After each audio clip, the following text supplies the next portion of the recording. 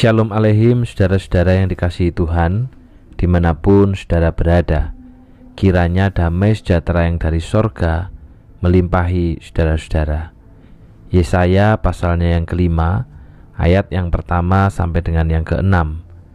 Aku hendak menyanyikan nyanyianku tentang kekasihku, nyanyian kekasihku tentang kebun anggurnya. Kekasihku itu mempunyai kebun anggur di lereng bukit yang subur. Ia mencangkulnya dan membuang batu-batunya, dan menanaminya dengan pokok anggur pilihan. Ia mendirikan sebuah menara jaga di tengah-tengahnya, dan menggali lubang tempat memeras anggur. Lalu dinantinya supaya kebun anggur itu menghasilkan buah anggur yang baik. Tetapi yang dihasilkannya ialah buah anggur yang asam. Maka sekarang, hai penduduk Yerusalem dan orang Yehuda, adililah antara aku dan kebun anggurku itu. Apatah lagi yang harus diperbuat untuk kebun anggurku itu, yang belum kuperbuat kepadanya? Aku menanti supaya dihasilkan buah anggur yang baik. Mengapa yang dihasilkannya hanya buah anggur yang asam? Maka sekarang aku mau memberitahukan kepadamu apa yang hendak kulakukan kepada kebun anggurku itu. Aku akan menebang pagar durinya, sehingga kebun itu dimakan habis, dan melanda temboknya, sehingga kebun itu diinjak-injak. Aku akan membuatnya ditumbuhi semak-semak, tidak dirantingi dan tidak disiangi, sehingga tumbuh putri malu dan rumput. Aku akan memerintahkan awan-awan, supaya jangan diturunkannya hujan ke atasnya. Saudara, apa yang kita lakukan apabila harapan tidak sesuai dengan kenyataan? Apabila impian tidak sesuai dengan realita? Di dalam relasi suami istri, kita mengharapkan pasangan itu setia, namun ternyata justru mengkhianati kita. Kita mengharapkan pasangan melakukan banyak kebenaran, namun yang dilakukan justru kesalahan. Saya yakin kita akan kecewa dengan semuanya itu. Saya yakin kita akan bersedih. Namun sadarkah kita, di hadapan Tuhan, kita pun juga seperti itu. Sering kali kita berkata percaya Allah, namun dalam prakteknya kita percaya pada diri sendiri dan kekuatan manusia.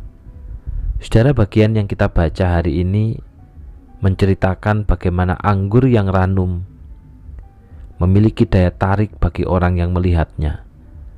Akan tetapi apa yang bakal terjadi apabila kebun anggur yang kelihatannya ranum ternyata rasanya asam? Mengecewakan, bukan? Itulah ungkapan yang muncul dalam perumpamaan kita hari ini. Yesaya 5 ayat yang keempat dikatakan begini, apatah lagi yang harus diperbuat untuk kebun anggurku itu, yang belum kuperbuat kepadanya?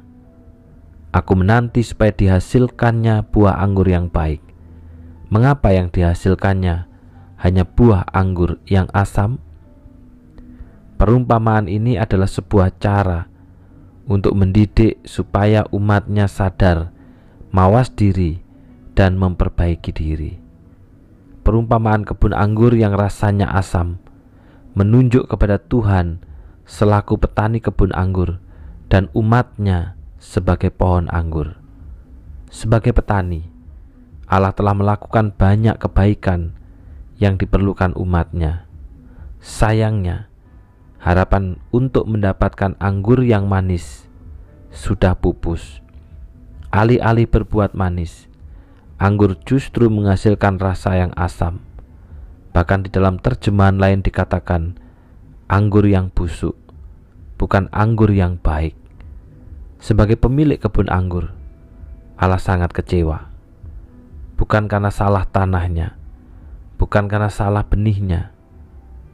Yang pasti, pohon anggurnya yang tidak berbuah sesuai dengan harapannya. Karena kekecewaan itulah Allah tidak mau melihat dan menggarap kebun anggurnya Ia membiarkan kebun anggur itu rusak dan hancur. Seperti itulah gambaran kekecewaan Allah kepada umatnya. Apabila umat yang diharapkan menghasilkan buah yang baik, tetapi justru menghasilkan buah yang buruk di dalam kehidupannya.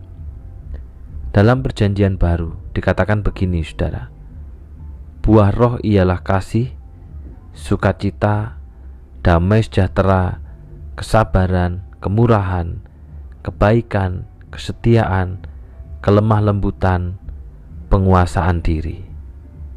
Manusia baru adalah manusia yang dikendalikan oleh Roh Kudus, dan hidupnya adalah hidup yang menghasilkan buah roh.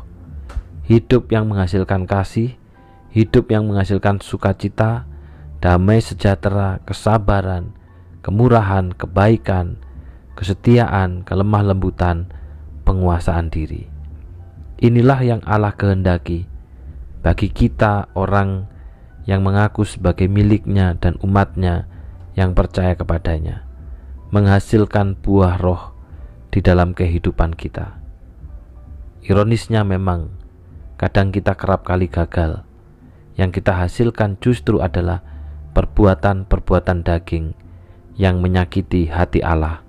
Persis seperti kisah petani anggur asam dalam Yesaya pasal yang kelima ini. Karena itu saudara, biarlah kita tidak terus-menerus hidup mendukakan hati Tuhan, karena kita tidak taat kepada firman-Nya dan tidak taat kepada pimpinan daripada Roh Kudus. Bila hidup kita dipenuhi dengan ketaatan sehingga menghasilkan buah-buah kebenaran. Mari kita berdoa. Bapa yang di surga, kami bersyukur Tuhan hari ini kembali firman-Mu mengingatkan kami bagaimana sejarah umat Tuhan telah membuka. Umat Tuhan yang seharusnya menghasilkan buah yang baik, tetapi justru yang dihasilkan adalah buah yang asam, buah yang busuk, buah yang tidak ada gunanya. Karena itu tolonglah kami Tuhan sebagai umat-Mu hari ini. Biarlah kami hidup di dalam pimpinan dan pertolongan daripada Roh Kudus-Mu, belajar untuk sungguh-sungguh taat dan hidup benar, sehingga yang dihasilkan di dalam kehidupan kami adalah buah roh, kasih, sukacita, damai sejahtera, kesabaran, kemurahan, kebaikan, kesetiaan, kelemah lembutan, penguasaan diri. Karena ketika kami mengaku umat, tetapi yang kami lakukan, yang kami hasilkan bukan buah roh, maka Allah sendiri yang akan mengingatkan kami, yang akan menegur kami. Secara khusus Tuhan, pada saat ini hamba-Mu berdoa untuk Bapak Jurantono yang berulang tahun. Kiranya Tuhan memberikan kekuatan di dalam iman, di dalam hatinya, biar hatinya adalah hati yang terus setia kepadamu, dan yang dihasilkan hidupnya adalah hidup yang sesuai dengan kebenaran Tuhan, hidup yang menyenangkan akan hati Tuhan. Berkati juga di dalam pergumulannya, di dalam hidupnya, dalam kehidupan keluarga, bersama dengan Ayuli dan anak-anak. Kiranya damai sejahtera yang dari sorga yang menyertai.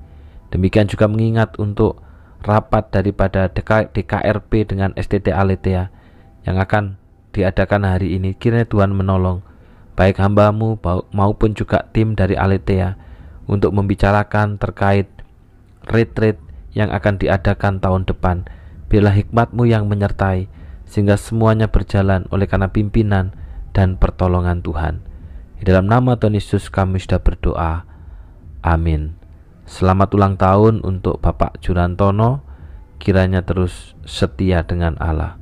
Tuhan memberkati.